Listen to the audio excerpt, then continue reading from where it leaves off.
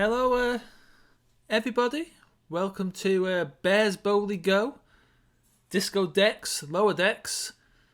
Soon it'll be Disco Decks, Kate Prodigy. Mulgrew Decks. Yeah, Prodigy, yeah. And then it'll be Disco Decks again. it will be. And yeah, I think we're Double going to call disco. it Disco Decks this year. Probably. Yeah. I mean, this channel is slowly turning into just a Star Trek channel. Well, this is what happens when we decided we want to review new Star Trek and CBS/Paramount decides, no, we're having Star Trek all year round because I realised, when Disco Decks finishes, Yeah. Picard will be starting. Is it going to take that long? What, Disco suppose Decks it's 10 starts weeks, in November. Yeah. It's going to be about 10 weeks of it, right? Yeah. That'll take us to January, 'Cause February. they'll have a little Christmas break probably as well. Yeah, 'Cause they'll and do the traditional. Picard starts in February. Does it? I think so. It's Oh well. February or March, but I think it's February.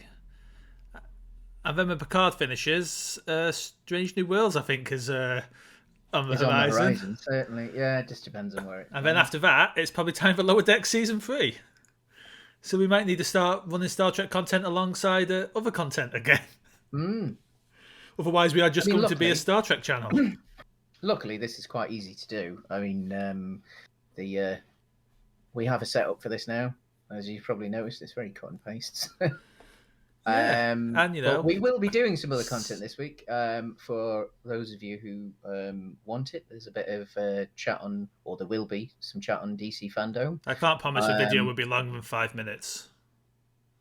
I think it'll be longer than 5 minutes. It might just be Matt talking and me just being like... I've got a bit more to say than he does. God, I've gone really dark again. Much. I put the lights on and I think it's my camera partly as well. Partly, I think it struggles with my windows. There we go. And then we'll have to bring something back or do. I mean, like we'll be doing. I've got ideas for new shows.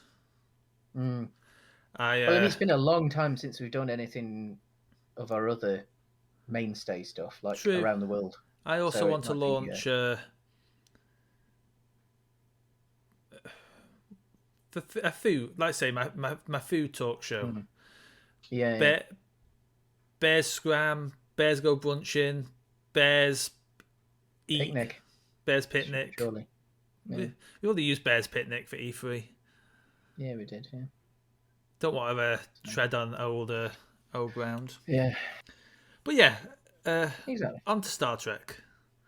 The first episode, episode 9, something of season 2 was something in Klingon. It was, yes. Wait, and I can't remember what it translated as. Let me see if I can find it.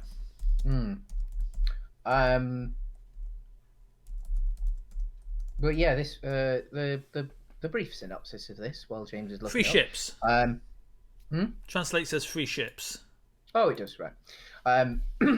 So we see the lower decks on 3 specific ships. So lower decks on the Cerritos.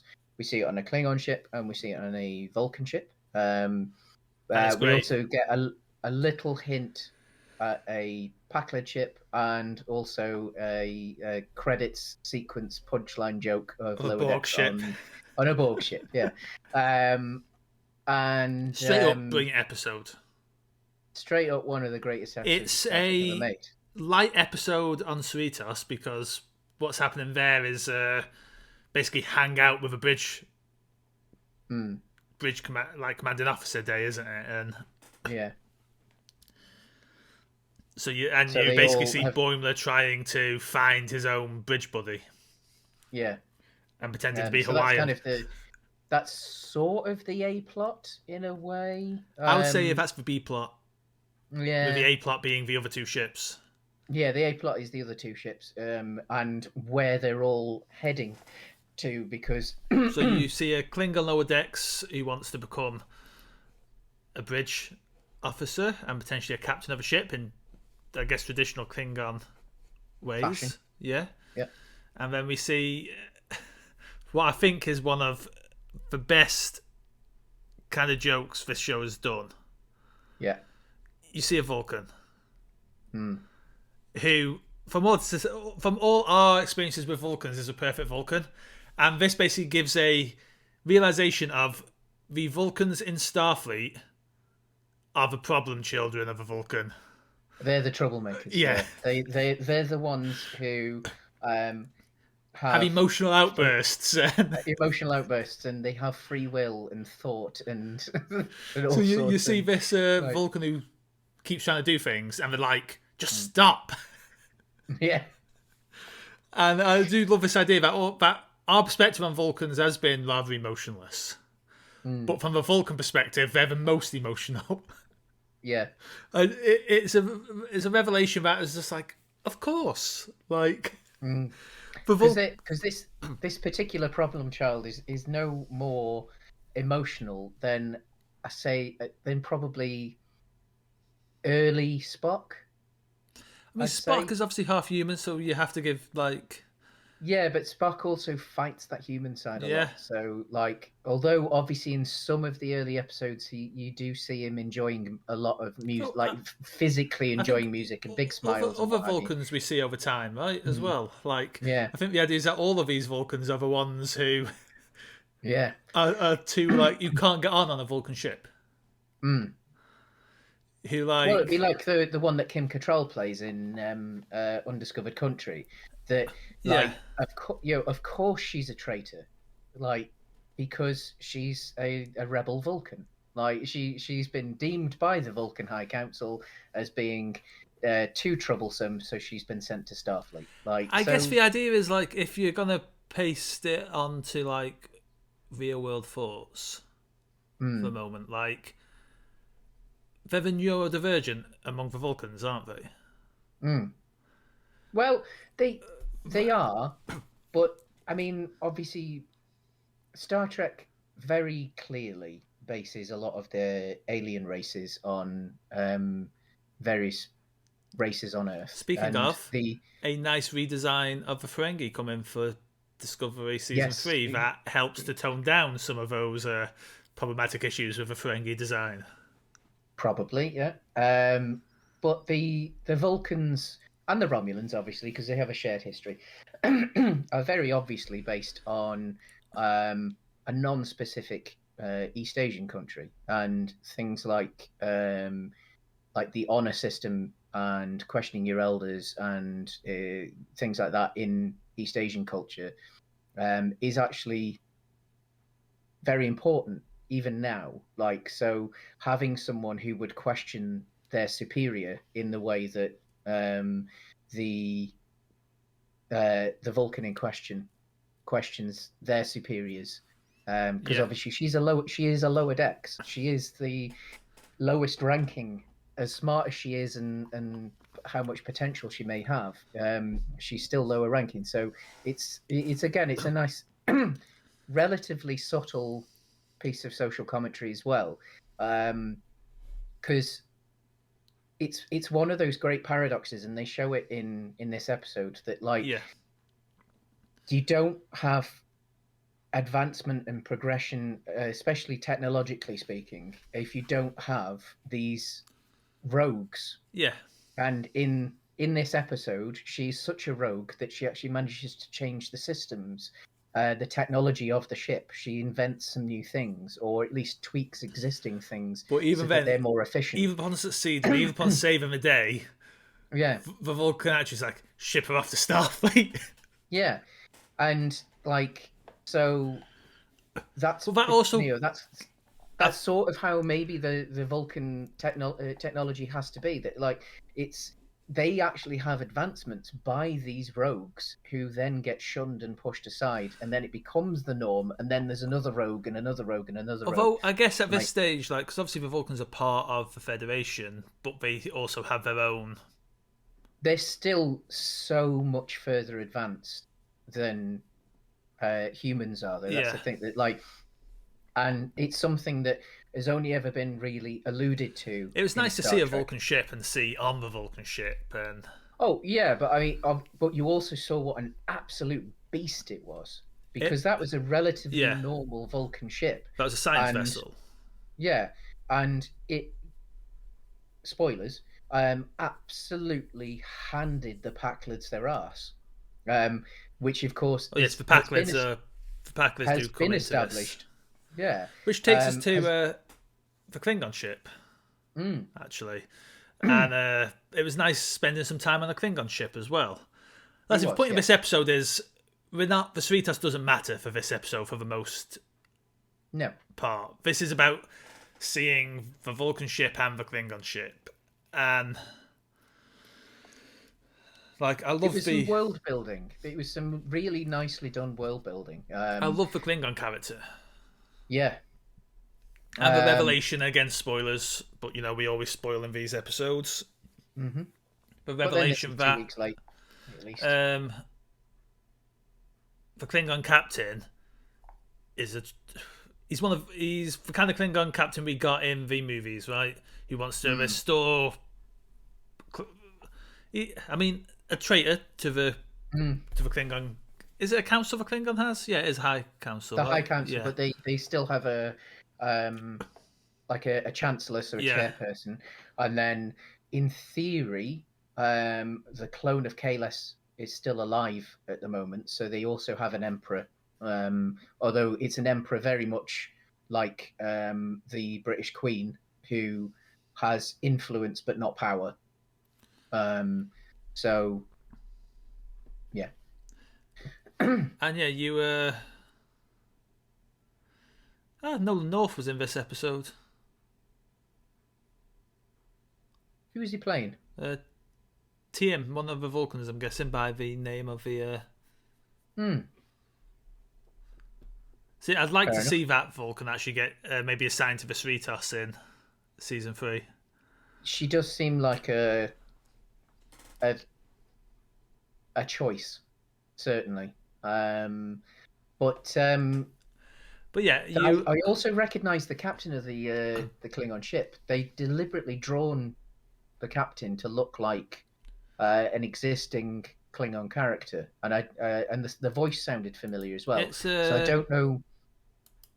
it's Colton Dunn. Colton Dunn.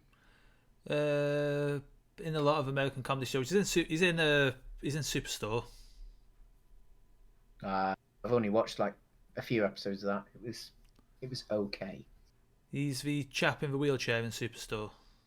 Hmm. I like it. It's good. Superstore. I would say probably isn't your thing, but it's a good workplace American comedy. Hmm. I don't know whether he was doing an impression of the actor that's played the real physical version, but it was very deliberate. I think it was very deliberately drawn to look like a Klingon that has appeared in Star Trek TV before. I don't That would, think. I think it is a fresh character, however. unless it's just meant to look familiar. Yeah, I'm But only getting a reference of yeah. him being in, of Captain Dog being in Hmm. this. But then obviously he could just be a member of the same house. Yeah. So, but either way, yeah, it Well, you did. know, artists are gonna base things on. Yeah, I mean they are, but I think with how deliberate the makers of Lower Decks are with referencing Star Trek, it felt very deliberate I that mean, this but then guy he's looked clearly like. as a character meant to be a reference to Mm, those captains of the latter. Well, yeah, not of the yeah, latter of the TOS movies, right? That's who yeah, he's in reference to, even if. yeah. So you're gonna harken back to that kind of design and Well, that style. and like a good chunk of the second half of TNG Yeah, and a good chunk of Worf's arc in Deep Space Nine but yeah, he's one of is all those. about the Klingon structure, and so I think this character actually looks like someone that was a recurring secondary character Yeah, potentially in that era, and so whether it's like whether it is the same I character don't or think it isn't. is. I don't think it is, but I think it's a deliberate kind of like. But I yes, think they've so deliberately drawn them so that you get that emotive response you of, get oh, actually, yeah. yeah, and he challenges this renegade captain who's been making arms deals with the Packlids. It's where the Packlids have been getting all their weaponry from. Including the one in theory to blow up Earth. Yes. And that's the anomaly that the Vulcans pick up and Yeah. decide to change their trajectory by 1.5 degrees to go and have a look at it. It just happens to be that that's roughly the direction the Cerritos is heading anyway, on a different mission. Yes. And the Cerritos comes of out course, into this battle between. well, no, No, the the Cerritos Cerritos gets there first, doesn't it? gets there first, and then the Packleds and Yeah, thinks the Packlids are attacking the Klingons, doesn't? yeah, and then the Packleds and the Klingons attack the Cerritos, And the Vulcan and it's ship only shows up and saves the. yeah, and yeah, a nice, a really good episode. So obviously in the B line, they all kind of team off with their bridge crew buddies, because they each have someone that they get along with. Yeah. And do something with, and Boimler ends up latching onto. Oh God, what's the first officer's name again? Always forget him. Played by Jerry O'Connell, isn't he? Yeah, it's Ransom. Ransom, yes. And with a group of people who, including like some aliens, who all claim to be from Hawaii, so they're all having a Hawaiian day on the. Yeah. And Boimler goes, "Oh, I'm from Hawaii as well." He's not. He's from the moon. No, he isn't. He's from a small town in the middle of nowhere. Yeah, he's just a small Earth town, Yeah, like small American small town boy, isn't he? Yeah. Which is pure Boimler. Yeah, absolute pure Boimler. It's revealed that the rest of them are all from moons. They all everyone was lying about being from Hawaii, but they find out that they're all bar Boimler from moons. Yeah. You do get that lovely moment at the end, though, where Ransom sends an ensign, like not even an ensign, like a cadet or a junior officer. I think it's like it's a cadet, I think, but like one that's posted on a ship. Or potentially an enlisted crew member. I think because it's like Miles is enlisted, isn't he? The costume that they were wearing was very close to what Will Wheaton's cadet. But yeah, I was saying like because I know Chief O'Brien is an enlisted officer, an enlisted Starfleet member as opposed to an officer. Yes, because he was a soldier. He was very much a member of the armed forces as opposed to Starfleet. I love that. Like then, he says, "What's your job?" It's like I just stand at the transporter. This is what the next generation crew uses the military for operating. Yeah. And yet, becomes one of the most significant characters in Star Trek. It's interesting because the idea of enlisted crew as well as like people who've chosen, I guess, officer path feels a little at odds with Star Trek on the whole. But I don't know. Like the way Starfleet functions, it just. I mean, it doesn't because there's got to be people who like don't necessarily want to be Starfleet officers, but maybe have the skills that are needed for certain things, and therefore are approached by Starfleet to do X, Y, Z. And and as with now, I mean, there's always going to be like problematic youth. Like you get the opinion, like you get the feeling with O'Brien that he was a fiery young character, shall we say, which is why he joined the army. Part of I think it gets part of the problem when like obviously he goes on DS9 and he becomes one of the main characters in DS9. Why obviously he's always a secondary character in TNG.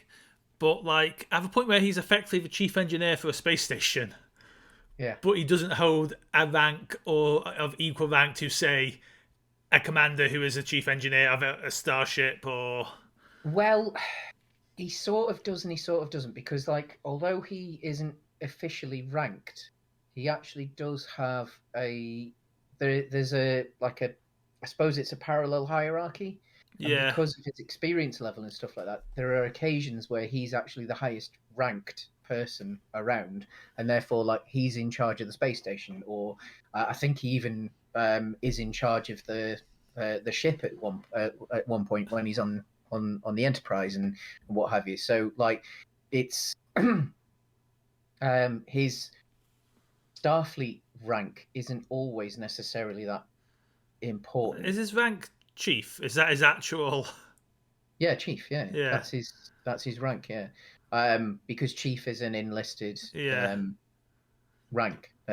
So which is why it only looks like he's an ensign, because he's only got the one little pip. But it's yeah, he because he's gone a different route. Yeah. He in theory has a higher rank, but because he isn't still technically actually gone through the full Starfleet thing, he can't have that rank in a way.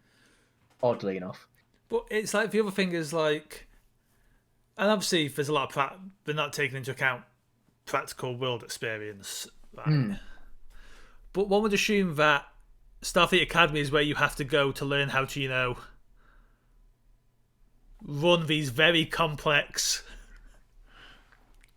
spaceships. Well, potentially, but then again, like if he's gone through the armed forces, then in theory, again, I mean, like modern armed, like contemporary armed forces for us, like you can be an engineer. I guess Starfleet has its it does have its armed forces elite force, like his half of his arc in Deep Space Nine is like the fact that he absolutely hates the Cardassians, like as much as any Bajoran does, because his experience before he officially joined Starfleet as a chief was as a soldier, fighting for the Federation against the Cardassians in a Cardassian war.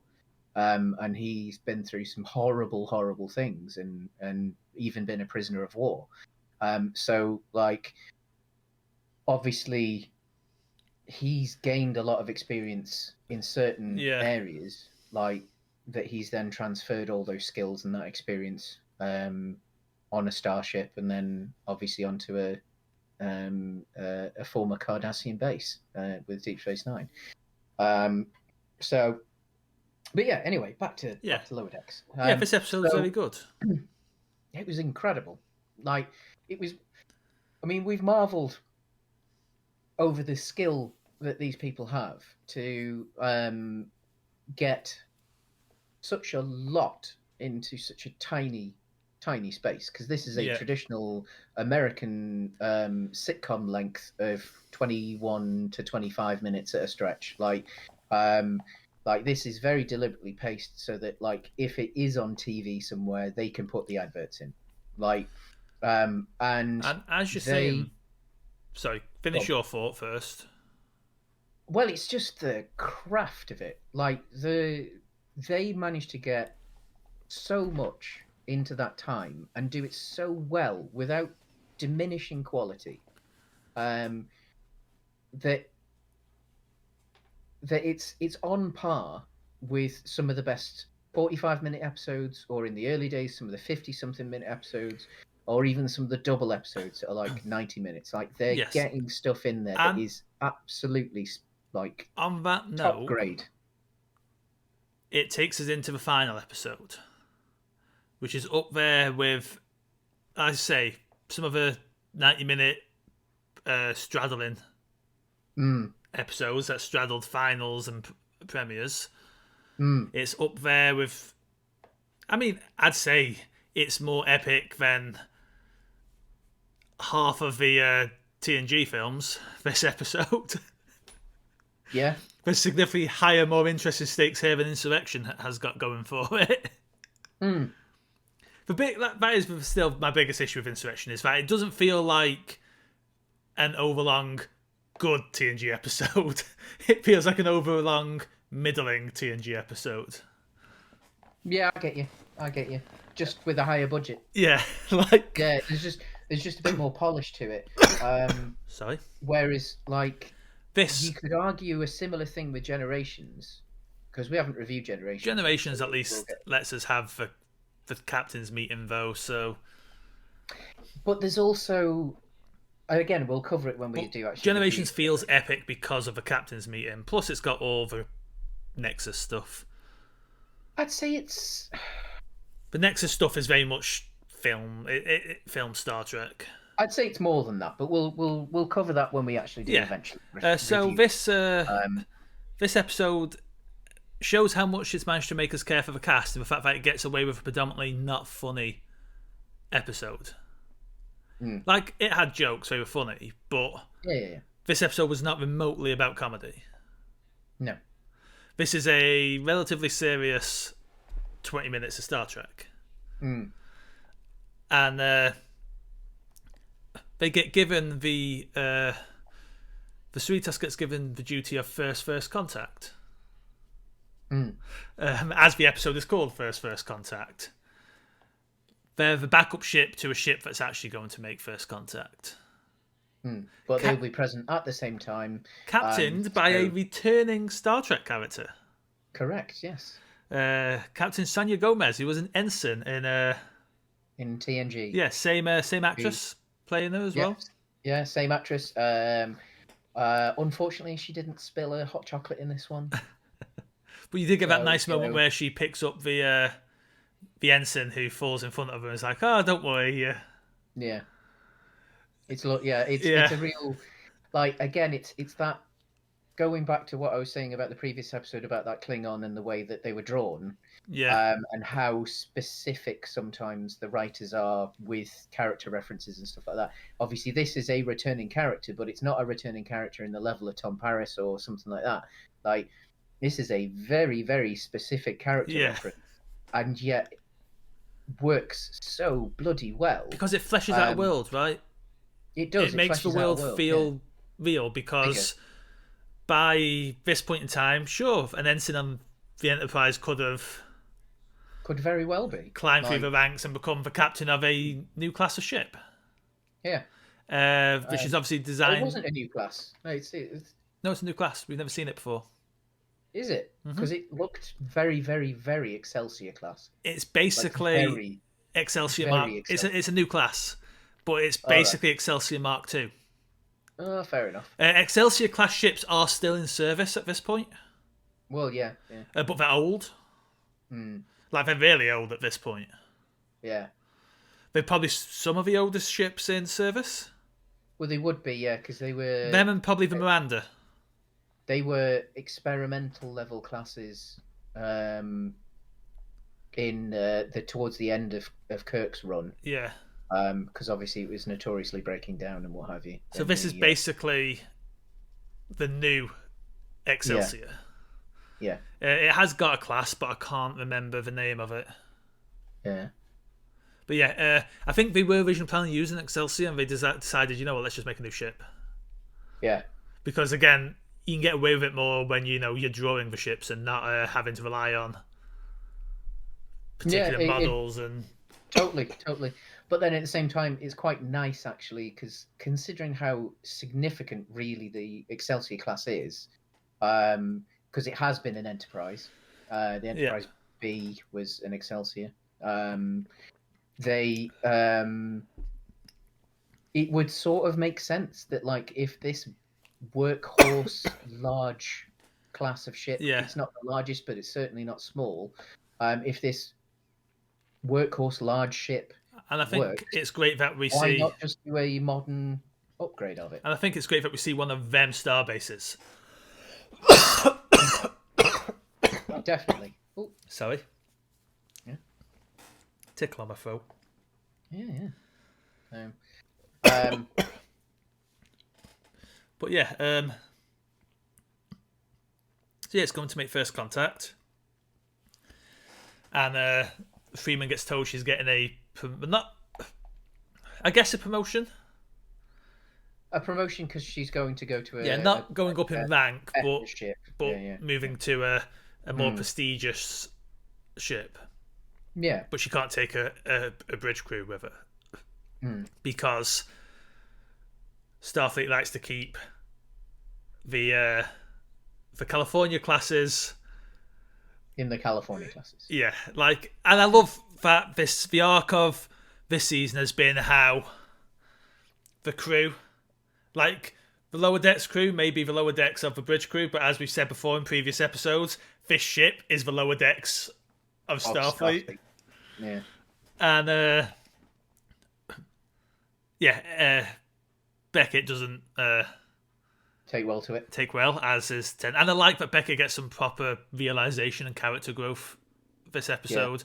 That she has to deal with her flaws that have become more prevalent as the season's gone on. If season 1 was boring her growing as a person, season 2 seems to be Beckett having to kind of reckon with her issues. And you've got Tendi thinking she's gonna be shipped off a ship, because she overhears a conversation from Dr. Tiana. It's a great. Oh, for God, this episode is so fucking good, and it deserves the F-bomb there. It does. I think. So the plot. Pardon. Go on. So no, go on. Yeah, as they go, an anomaly blows up, and an asteroid shield wrecks the new ship, and it's just hurtling towards the planet they're about to make first contact with, and it's got to be catastrophic, and there's nothing anyone can do about it. And as the Cerritos crew is trying to figure something out to do, they realise, we can take the if we take the plating off, we can pull this off. So you have this story of all the crew banding together, basically. And I love that scene of where the captain goes on the comm system, and it's like, we can do this, and it's cutting to all the Cerritos crew just getting on, there's the ballroom dancing. But the minute it's like, we need to do this, spacesuits on, the whole crew is doing what needs to be done. You got canonized. A favourite bit of Star Trek trivia of yours? Yeah. The dolphin crew. It did the rounds on the interwebs the other year. That if you looked on the blueprints of the Enterprise D, there was marine. What was it? The Astro. Basically dolphin crew that are navigators. There was it was whales. It was a sneaky navigation room that you never see in TNG, but they obviously decided it was there because the blueprints came out while TNG was still running. I've actually got the physical ones somewhere.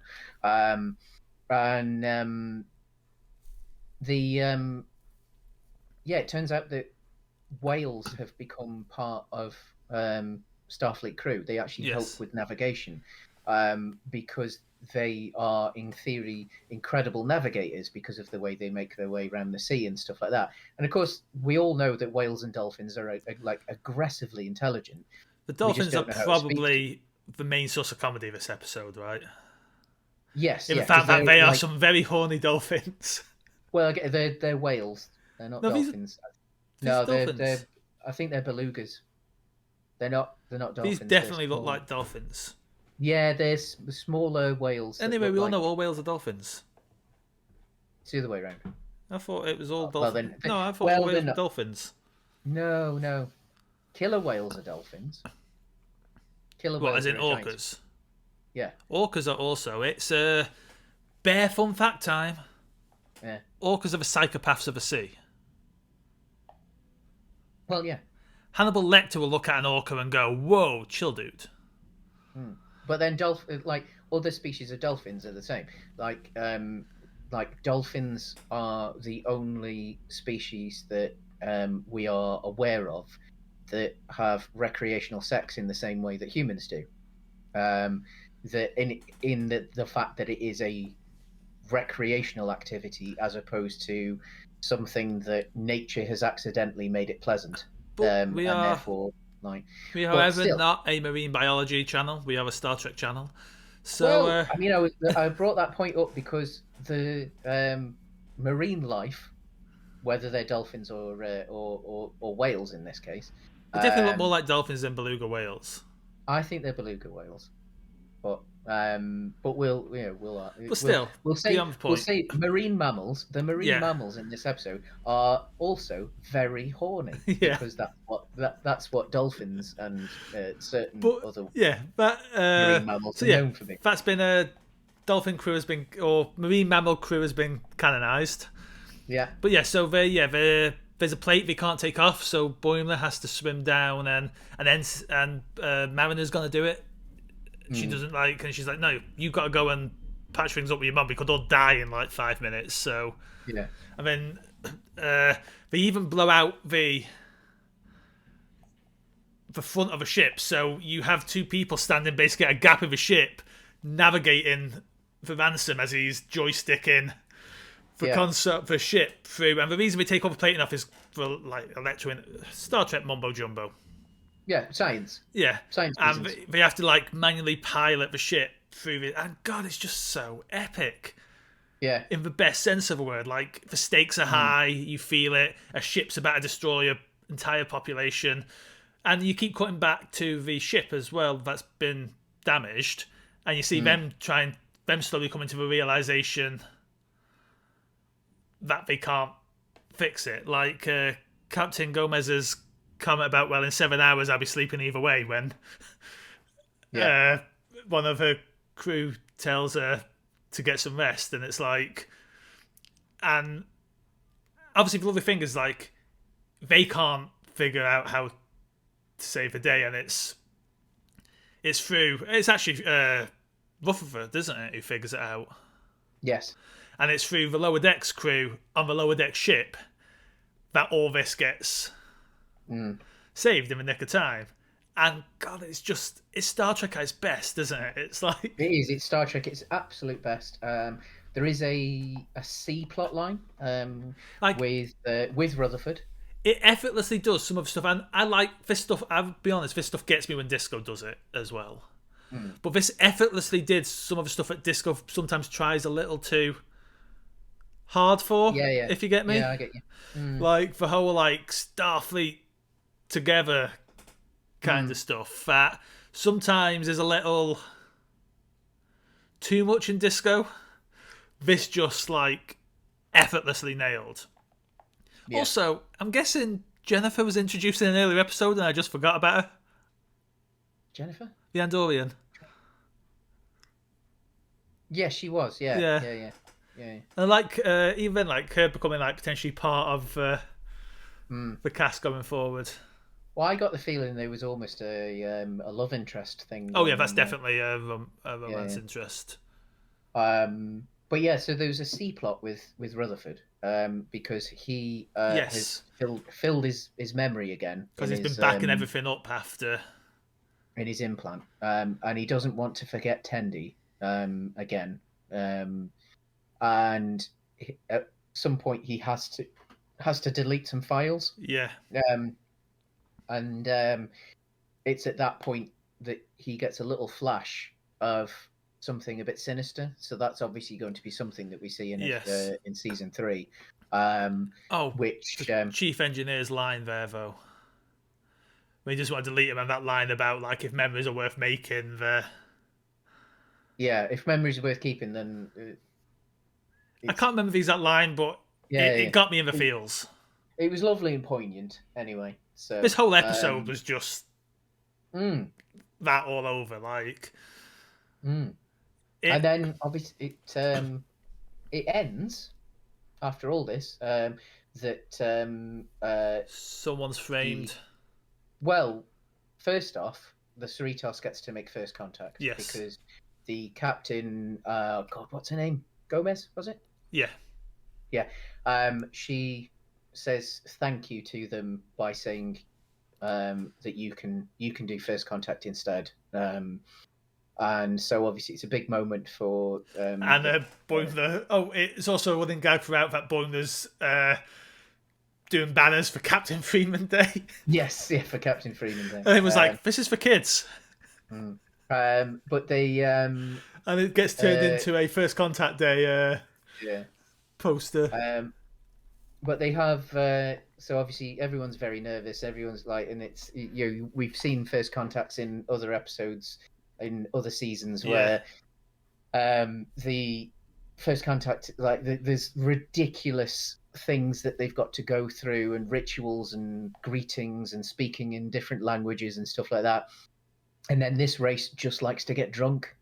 So the punchline after all this drama is, let's get drunk. Like, and then we end with a cliffhanger, a suitable cliffhanger to lead us into season 3 of Captain Freeman thinking she's going to turn down the promotion, but she's getting arrested by effectively internal investigations. Yeah, for in theory blowing up Pac-Led Planet. Yeah. So colliding with the Klingons to do it. So we shall see. All in all, yet again, one of the finest seasons of any Star Trek. Yeah, it's damn good. And 2 seasons in, this is the best of the new Star Trek, I would say.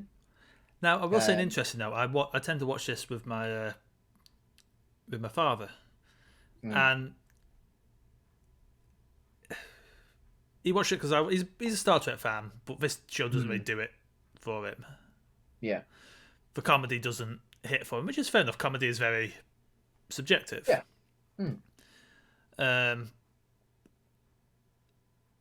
But this episode had his attention throughout. All the way. Yeah. And it's saying that this feels up there with some of the best Star Trek finals. Yeah. Definitely. I would watch this with best of both worlds, man. Yeah, definitely. I mean, I think that like these 2 episodes in particular that we've discussed today are among some of the best episodes of Star Trek ever made. That doesn't necessarily mean, of course, that I'm putting them in the top 3 or 4. There is a lot of Star Trek out there. There's a hell of a lot of Star Trek out there. But what I would say is it's definitely in the top, like, 5%. Yeah. Right. Which, considering how much Star Trek there is, like, that is very, very, very high quality. And I think on that Pac-Led Planet destroying a bombshell, we'll say goodbye to Lower Decks for now. Yes. And you'll see us reviewing Star Trek again in a couple of weeks when Prodigy hits. Yep. Which I'm quite looking forward to. Yes, and it'll be an interesting change of pace, because obviously that is definitely for kids, even though it's a cartoon. Yeah. Like Lower Decks is. So it might not hit for us.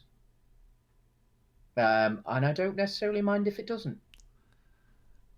I watch kids' cartoons, so it probably will hit for me.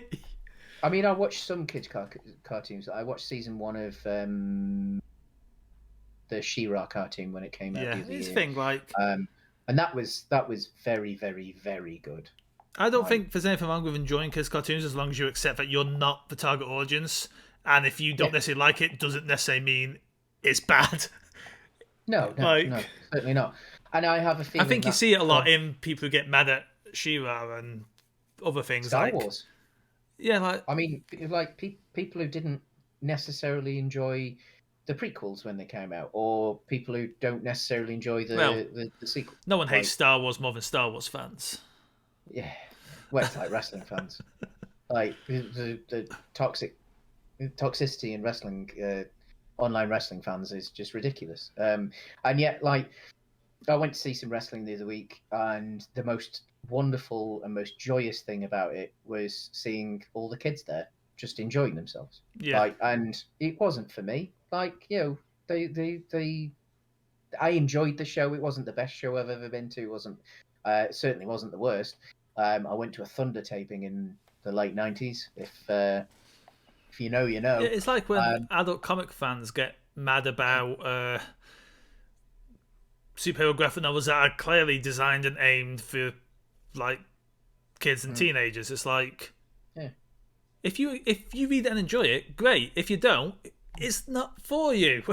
Like, yeah, exactly. If its target audience is getting something out of it, that is the prime important thing. And so when we get to Prodigy, I think it's probably wise with Prodigy that we do what we did with season 1 of Lower Decks, and we do a double hitter each one. I think,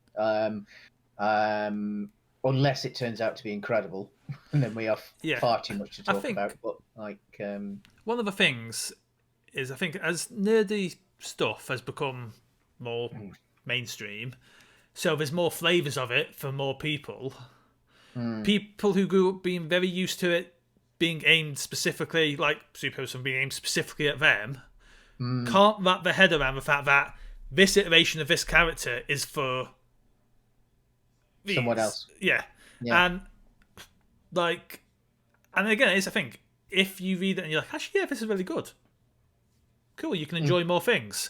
If you read it and you're like, not my cup of tea, cool, there's plenty of other stuff out there. Like, I think that's the thing. Like, there's plenty of things that, like, over the years that I've watched, or like with music where I've listened to, that it isn't for me, but I can still appreciate the quality of it. I can say this is obviously very, very good, but it's not necessarily something I'm going to go out of my way, like say with a band or something.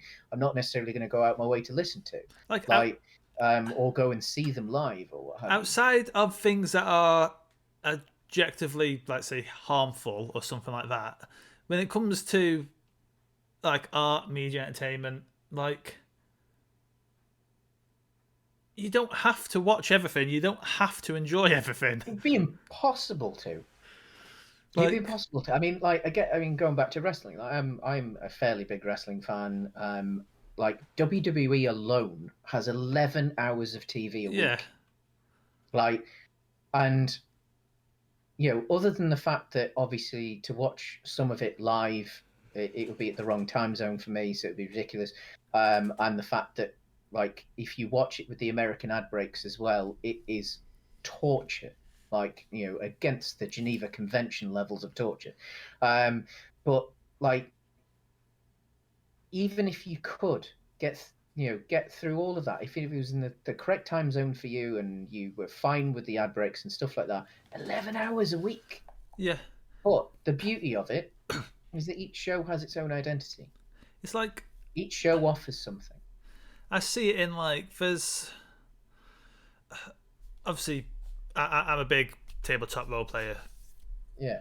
And well, I say big. I enjoy tabletop role. I'm not like, I enjoy playing. I'm big into my tabletop role playing games, and you see, like, some new rules have been introduced into D&D lately, and there's uproar about how, like, well, it's gonna be. It's like, you can just not use it if you don't like it. Like, I mean, in the end, it's tabletop role play. Yeah, it's your table on your own table. Yeah, it's your game. Like, if you don't like this.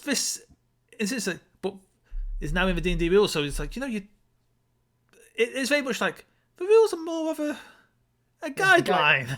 You don't have to play your games directly, raw, as we call it, rules as written. Like, I certainly don't. Like, I mean, unless you're like actually some sort of pro level D&D player that's in some sort of D&D Olympics, like that has to follow the rules. Like, as they are written. Like, you do, fair, if you play in Adventure League, which is the official sanctioned events, you play rules as written there generally. But, like, if you're running a home game, no, you're not.